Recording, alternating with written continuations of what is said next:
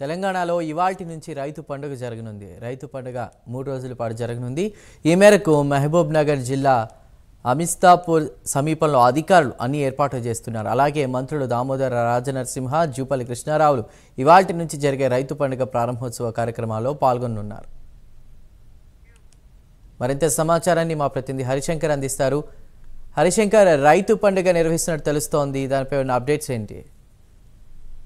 Congress party అధికారం చేపట్టి ఏడాది కాలం పూర్తవుతున్న నేపథ్యంలో ఉమ్మడి పాలమూరు జిల్లాలో రైతు పండగ సంబరాలు జరుపుకునేందుకు కూడా పెద్ద ఎత్తున ఏర్పాట్లు చేస్తున్నారు. గత వారం రోజుల నుంచి కూడా ఏదైతే భూత్పూర్ మండల కేంద్రం సమీపంలో ఉన్నటువంటి అమిస్తాపూర్ వద్ద భారీ ఏర్పాట్లు అయితే చేసిన సిచ్యువేషన్ అయితే ఉంది. అయితే ఈ రోజు నుంచి కూడా రేపు ఎల్లుండి 3 రోజుల పాటు ఈ యొక్క రైతు పండుగ సంబరాలు నిర్వహించేందుకు అయితే అధికారులు ఏర్పాట్లు చేసినటువంటి సిచ్యువేషన్ తో కొనసాగుతున్న పరిస్థితి ఉంది.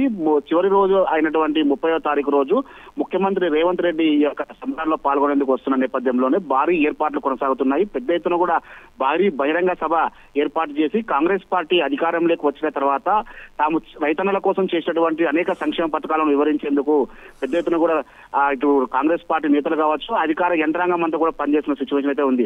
ఈ రోజు నుంచి కూడా 30వ తారీఖు వరకు 3 రోజుల పాటు జరగబోయే కార్యక్రమాలకు సంబంధించినటువంటి రాష్ట్ర మంత్రులు ఎవరైతే ఉన్నారో వాళ్ళంతా కూడా హాజరవుతున్న పరిస్థితి ఉంది.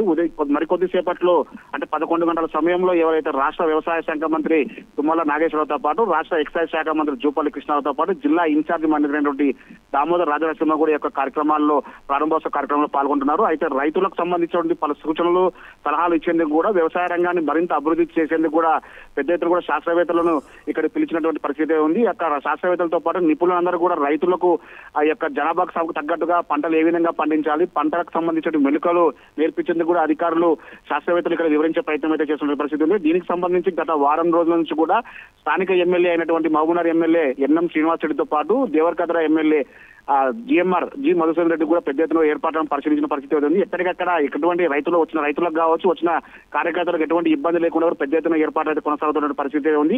ముఖ్యంగా భారీ బందోబస్తు అయితే ఏర్పాటు చేయడం జరిగింది. పోలీసులు ఎక్కడికక్కడ రైతులకు ఎటువంటి ఇబ్బంది లేకుండా ట్రాఫిక్ సమస్యలు కావచ్చు, మరి ఇతర పార్కింగ్ సమస్యలు కావచ్చు, ఇతర సమస్యలు ఏవి లేకుండా కూడా వాళ్ళంతా ఏర్పాట్లు చేస్తున్న పరిస్థితి. దీనికి సంబంధించి ఇప్పటికే విస్తృత ప్రచారం నిర్వహించారు.